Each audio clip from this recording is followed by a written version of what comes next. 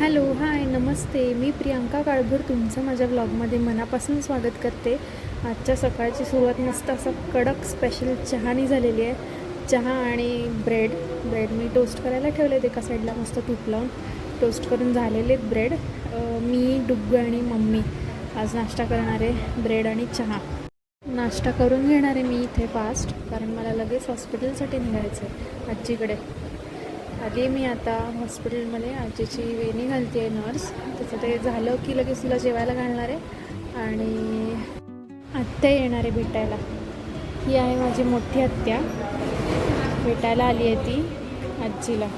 लगेच जेवण आलं आहे, म्हणलं तिला चपाती वगैरे चुरून देऊयात आणि लगेच घरी जायला निघाली आहे मी. आली आहे घरी, फ्रेश झाली आहे. ही माझी हिरोईन वैतागली फार. मग तिला म्हटलं चल जरा भाज्या पण आणायच्या आहेत. तिला घेऊन गेले भाजी आणायला. बऱ्याच भाज्या घेतल्या, सगळ्या संपल्या होत्या.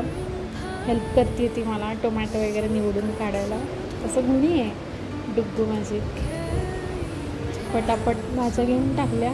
घरी गेलो, स्वयंपाक करायचा होता कारण संध्याकाळचा, आणि परत आजीकडे जायचं आहे हॉस्पिटलला. या सगळ्या भाज्या होत्या भरपूर. खूप कन्फ्यूज झाले काय घेऊ काय नाही. कसं सिलेक्ट केलं, कारण धावपळीमुळे काय सुधरतच नाही आहे. पटकन आलो घरी, तोपर्यंत निरंजननी कांदा टोमॅटो वगैरे सगळं चॉप करून ठेवलं होतं, त्यामुळे एवढं लेट झालं नाही. फोडणी मारली. आज भुर्जी करणार आहे मी अंड्याची, आणि एका साईडला फिश फ्राय करणार आहे. दाखवते मी तुम्हाला पुढे. पहिले इथे भुर्जीत सगळे नेहमीचे आपले मसाले घातलेत मी, सगळे छान परतून घेणार आहे. मग अंडी फोडते मी त्याच्यात. थोडीशीच करणार आहे कारण निरंजन व्हेजिटेरियन आहे, सो त्याला व्हेज पनीरची भाजी आहे. आमच्यासाठीच फक्त मी भुर्जी करणार आहे. 4 अंडी फोडून घेतले, छान ती मिक्स करून घेणार आहे, वाफ देणार आहे. आणि एका साईडला लगेच फिश फ्राय करायला घेतलं आहे मी. रवा, त्याच्यात लाल मिरची, मीठ घालून आणि फिशचा मसाला घातला मी ह्याच्यात. छान ते त्याला लावून दोन्ही बाजूनी मग तव्यावर तेल टाकून फ्राय करायला ठेवले फिश. छान दोन्ही बाजूंनी गोल्डन ब्राऊन होईपर्यंत फिश फ्राय करायचे. आणि वाफ मारायला मी झाकण ठेवणार आहे, म्हणजे फिश आतपर्यंत शिजतो. त्याच्यानंतर भरपूर घरातली कामं पडलेली होती. हे बघा, सगळे कपडे घडी मारायचे.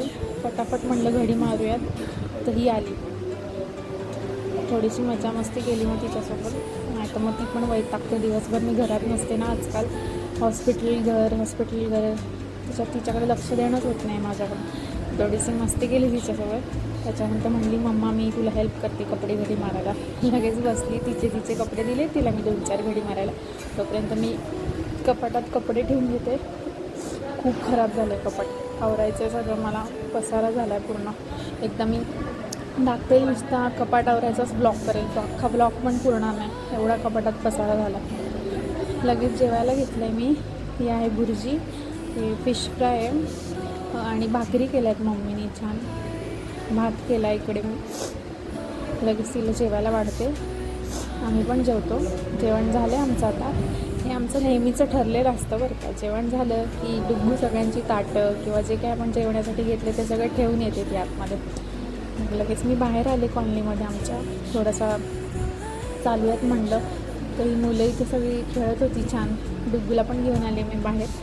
ते असं रोज आता मे महिन्याच्या सुट्ट्यांमध्ये ह्यांचं अशी धम्माल मस्ती चाललेली असते. त्यांना बघून ना माझं बालपणच मला आठवतं. आम्हीसुद्धा असेच खेळायचो खूप जणं. त्याच्यानंतर लगेच चक्कर मारायला घेऊन गेलो तिला. म्हणलं आज आईस्क्रीम खाऊयात. फार गरम होत होतं, खूप दिवस झाले आईस्क्रीम खाल्लंच नव्हतं. ही माझं फेवरेट आईस्क्रीम आहे. सो मी याच्यात मँगो आणि चॉको चिप्स फ्लेवर घेतला आहे, आणि डुग्गूला चॉकलेट आवडतं आणि मी मँगो घेतलं. मग दोघांनी मस्त ताव मारला आम्ही आईस्क्रीम. सो असा होता माझा आजचा पण ब्लॉग धावपळीचा. सो कसा वाटला तुम्ही नक्की कमेंटमध्ये सांगा. Thank you, bye.